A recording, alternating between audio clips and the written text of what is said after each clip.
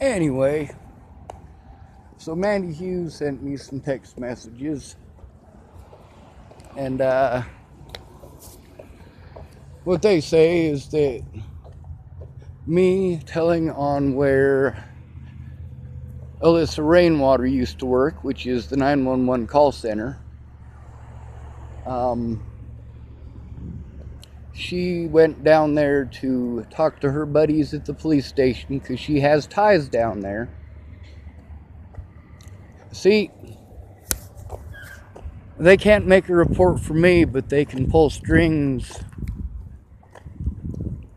You see how easy they have access to all of those things, and how damn near impossible it is for me to get any of that without an address to have that sent to where I actually have access to it.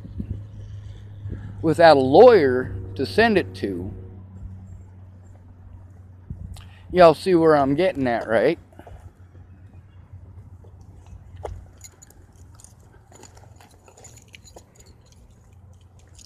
I don't mind being a dick, and I don't mind spending the rest of my life in prison to change laws and make people safer.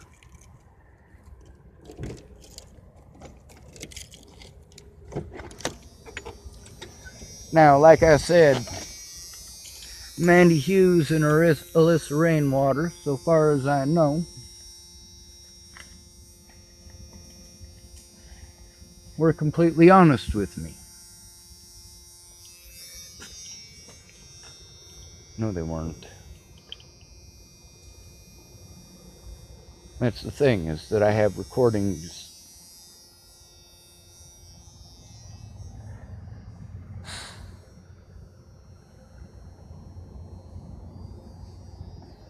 See, here's the thing, is that all of these people are capable of doing things that I am not. These are the things that are necessary for an honest day in court. I don't have the ability to get a lawyer.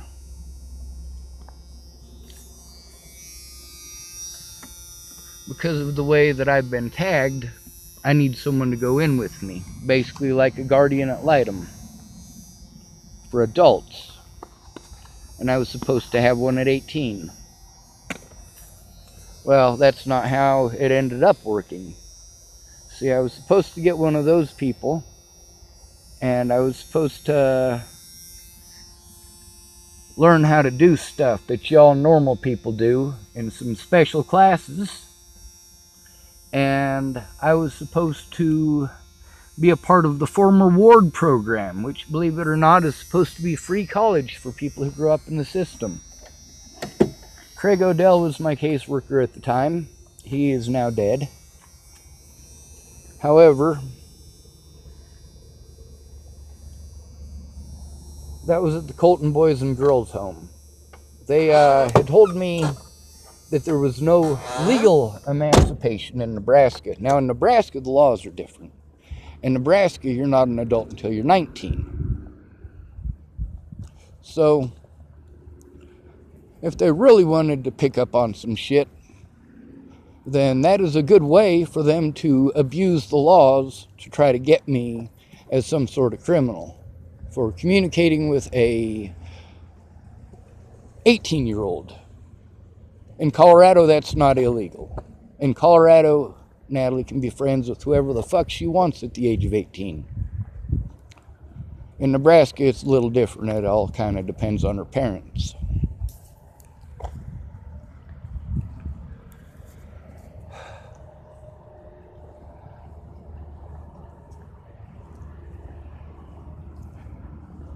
My friends and family were put at risk.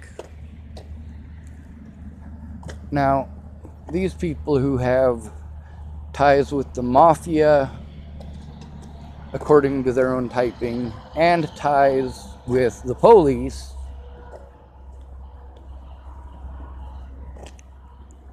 are you not getting how this stuff kind of, it says things to me? I don't mean like schizophrenic things. I mean like it sets off red flags. You've got mafia and police, same family.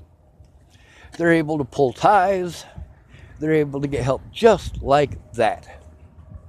Yet they couldn't get the police to take a report for any of the stuff that was happening to me. And they're not the only ones. A lot of people were not allowed to make reports of threats against me or against themselves over this situation. The way that this was handled by the police is fucking gross. It was stupid of them. It is grossly negligent, first of all, for them to release me from the police station on the 29th.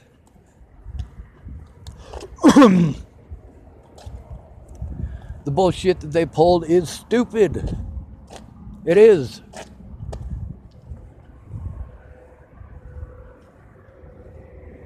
I needed them to find Natalie.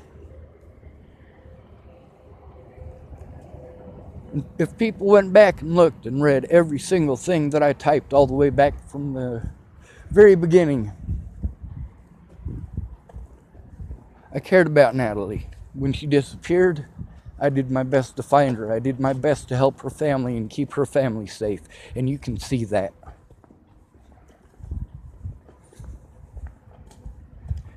It's my Facebook timeline, dumbass. It shows what I was doing and when I was doing it.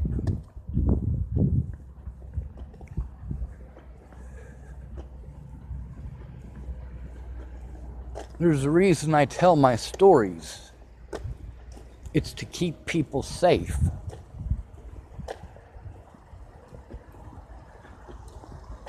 Now, they didn't mind telling stories about me and tagging me in their posts and pictures and stuff. How is it any different?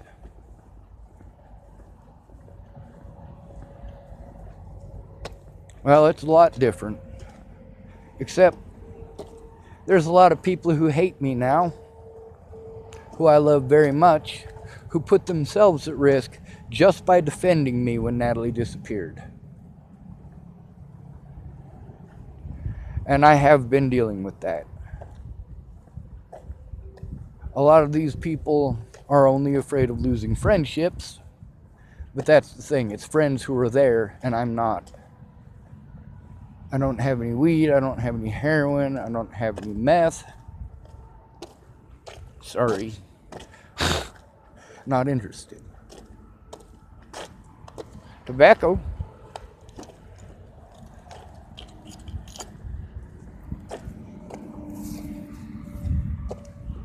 And that shows how easily,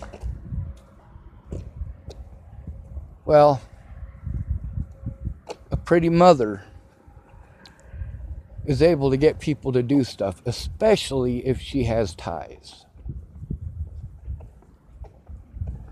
Now, if she's got ties to the police and they're pulling strings like she typed at me, well, that shows that they are, again, giving special rights to the police. Special privileges. These aren't rights, they're privileges. They get to do whatever the fuck they want. That's what it means. And that's why I speak out. And I don't mind insulting everybody. I don't mind assuming the worst in everybody. And some of the people I love most on this planet, I have straight out insulted. But then again, I can go right back through the messages and show you they insulted me first.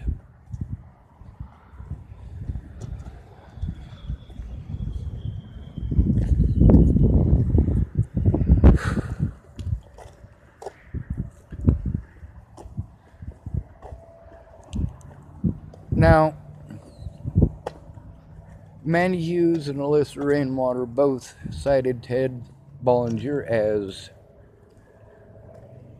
their biggest reason for being afraid. Imagine that. Natalie's email, not much different. Miss Shelley can testify to that. So can Danica. So can a lot of reporters who didn't give a shit. That was a forward from Natalie's address, her email address.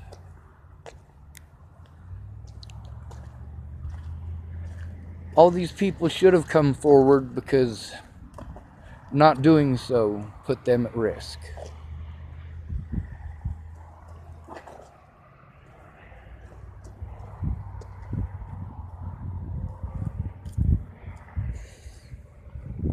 Miss Peaches is the only one who understood that risk.